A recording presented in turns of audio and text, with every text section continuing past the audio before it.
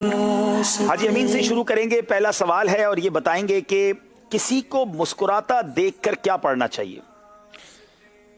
किसी को मुस्कुराता देखकर दुआ है अदहकल्लाहु सिन्नका, अल्लाह ताला तुम्हें हमेशा मुस्कुराता रखे। क्या बात है। आपको जब 2 नंबर देंगे तो आप मुस्कुराएंगे और जब आप मुस्कुराएंगे तो हम पढ़ेंगे अदहकल्लाहु सिन्नका। जवाब दुरुस्त दे दिया है जनाब, सुभान अल्लाह। अब चलते हैं अगले सवाल की तरफ और ये जवाब देंगे हमारे अब्दुल कय्यूम भाई। कुरान मजीद का कौन सा सफ़ा खोलकर फाल निकालना, कुरान मजीद का कोई सा सफ़ा खोलकर फाल निकालना कैसा है? कुरान मजीद के बाज़ औक़ात लोग कोई भी सफ़ा खोल कर फ़ाल निकालते हैं अपने काम के बारे में, तो ये इस तरह निकालना नाजायज़ है। जनाब ये निकालना नाजायज़ है। लोग बड़ा अजीब तरीका करते हैं। कुरान पाक खोला, जो आयत का तर्जमा सामने आया, अपने जहन से उसका कोई मफहूम निकाला और उसका फाल निकाल लिया, तो ये नाजायज़ है और ऐसा बिल्कुल नहीं करना चाहिए। जवाब दुरुस्त दे दिया है जनाब। चले जनाब, अब चलते हैं हम मोहम्मद अली भाई की तरफ। जिसकी पेशानी सजदे में गर्द आलूद हो उसकी क्या फजीलत है? हदीस पाक का मफहूम है कि जब तक उसकी पेशानी नमाज के सजदे में रहती है तो फरिश्ते उसके लिए दुआए मग़फ़िरत करते रहते हैं। सजदे में नहीं, ज़रा थोड़ा सा ठीक करें। सवाल ये था कि पेशानी सजदे से गर्द आलूद हो तो उसकी क्या फजीलत है? हदीस पाक का मफहूम है जब तक उसकी पेशानी नमाज के सजदे में रहती है। पेशानी सजदे में रहती है या पेशानी से पेशानी पर सजदे का निशान रहता है? पेशानी पर सजदे का निशान रहता है तो फरिश्ते उसके लिए दुआएं मग़फ़िरत करते रहते हैं। यानी इसका मतलब ये बना कि लोग अगर हम ज़मीन पर सजदा करें और बाज़ औक़ात मट्टी लग जाती है, गर्द लग जाती है, तो ये सजदे का जो निशान है ना, ये जब तक रहता है फरिश्ते उसके लिए दुआएं मग़फ़िरत करते रहते हैं। तो जल्दी नहीं करनी चाहिए इसको हटाने के लिए, और सादत है ये। तो बहरहाल आपका जवाब हम दुरुस्त मान लेते हैं। माशाअल्लाह मोहम्मद अली भाई का भी जवाब दुरुस्त है। माशाअल्लाह। चलें जनाब, अब बारी है मीलाद रज़ा अत्तारी की। जिस घर में मेहमान हो उसकी क्या फजीलत है? हज़रत अनस रज़ियल्लाहु ताला अन्हु बयान करते हैं कि हुज़ूर सल्लल्लाहु ताला अलैहि वसल्लम ने इरशाद फरमाया, जिस घर में मेहमान हो उस घर में खैर व बरकत इस तरह दौड़ कर आती है जैसे ऊँट की कोहान से छड़ी तेज़ी से गिरती है, बल्कि इससे भी तेज़। अच्छा, यहाँ ये बेसिकली छड़ी है। अच्छा चलें, ये मेरी भी मैं छुरी समझता था और छड़ी है। अच्छा चलें जनाब, तो यानी ऊँट के कोहान से छड़ी जिस तरह तेज़ी से गिरती है, इससे भी तेज़ जो है मेहमान के आने की वजह से मेज़बान के घर में गोया बरकतें आती हैं। तो हमें मेहमान नवाजी करनी चाहिए। और जनाब जवाब बिल्कुल दुरुस्त दे दिया है, माशाअल्लाह।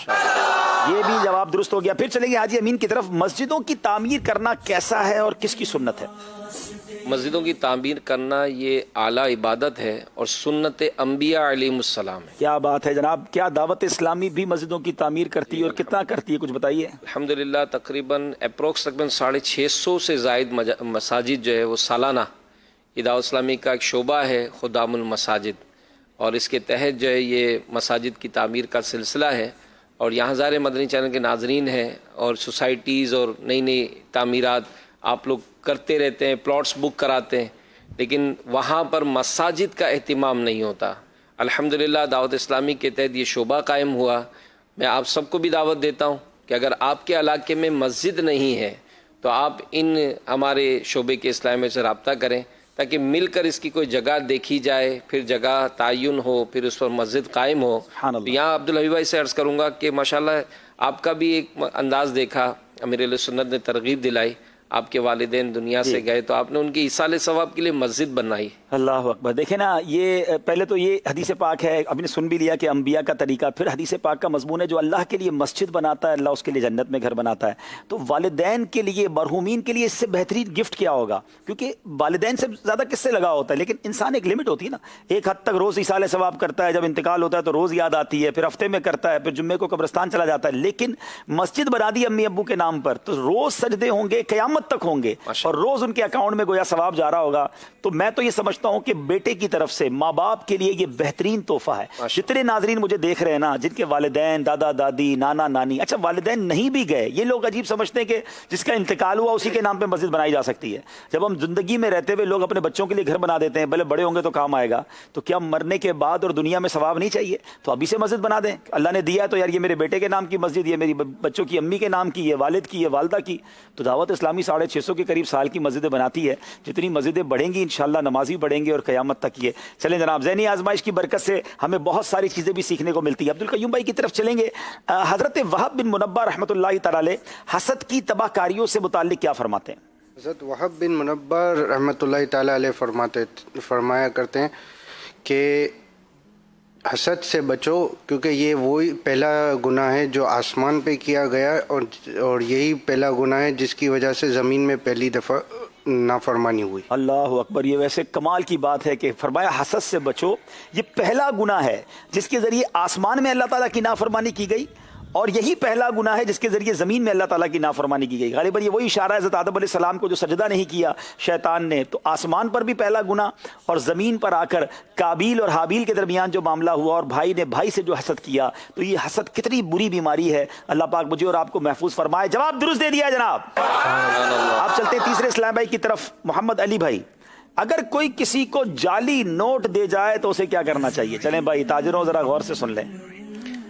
اگر کوئی کسی کو جعلی نوٹ دے جائے اور اس جعلی نوٹ دینے والے کا پتہ نہ چلے تو کسی اور کو نہ دے، اور اگر پتہ چل بھی جائے تو اس کو نہ دے بلکہ اسے پھاڑ کے پھینک دے تاکہ وہ کسی اور کو نقصان نہ، کسی اور سے دھوکہ نہ کرے. جی لوگ کہتے ہیں مجھے جعلی آیا تو میں آگے دے دوں گا، میں اپنا نقصان کیوں کروں.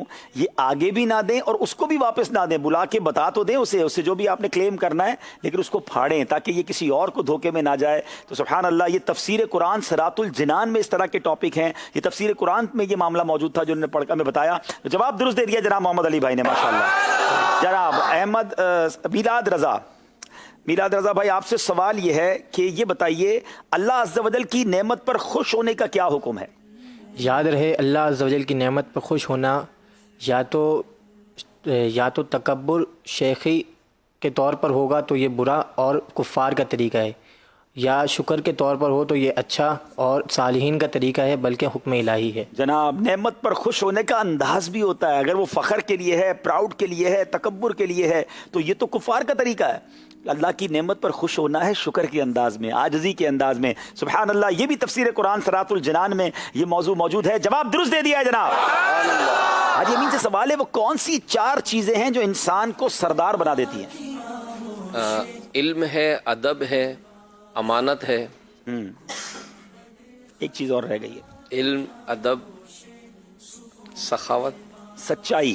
چلیں جواب آپ کا درست مانتے ہیں، لیکن یہ دیکھیں سردار بنا دیتی ہے. Anybody want to become a leader, وہ چاہتا ہے کہ میں واقعی ایک لیڈر بن جاؤں اللہ کی رضا کے لیے. یہ 4 چیزیں ہوں اور اللہ کرم کرے قبول فرما لے: علم، ادب، سچائی اور امانت.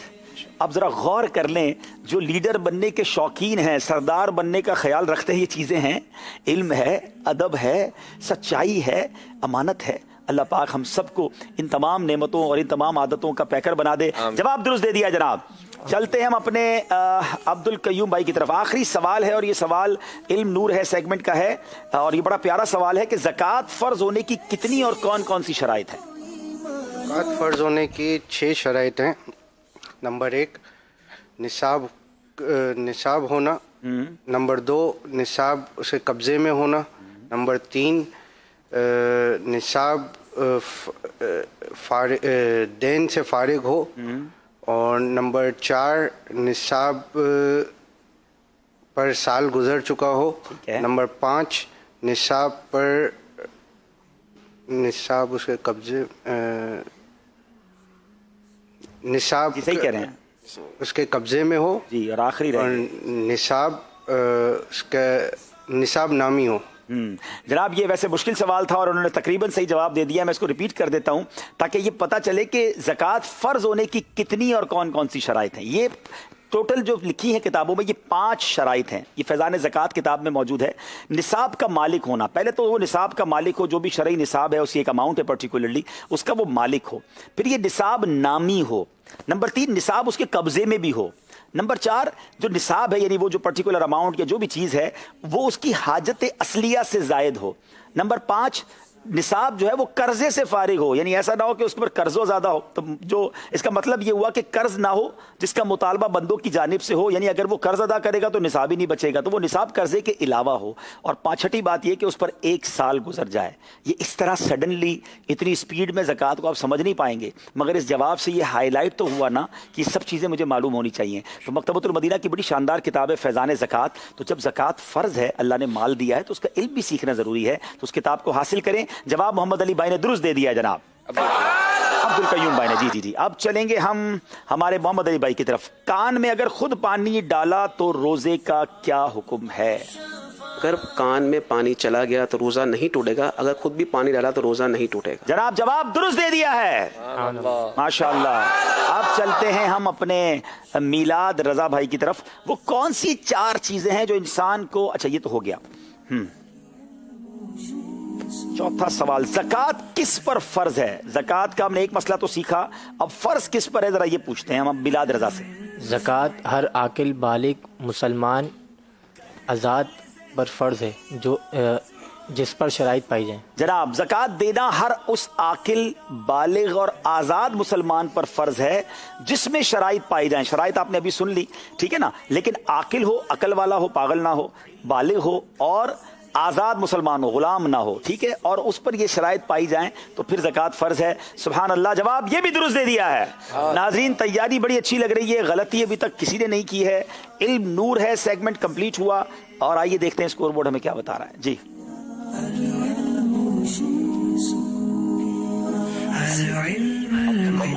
जनाब चारों के 6-6 नंबर हैं। अगले सेगमेंट की तरफ चलेंगे जिसका नाम है इश्क के बोल।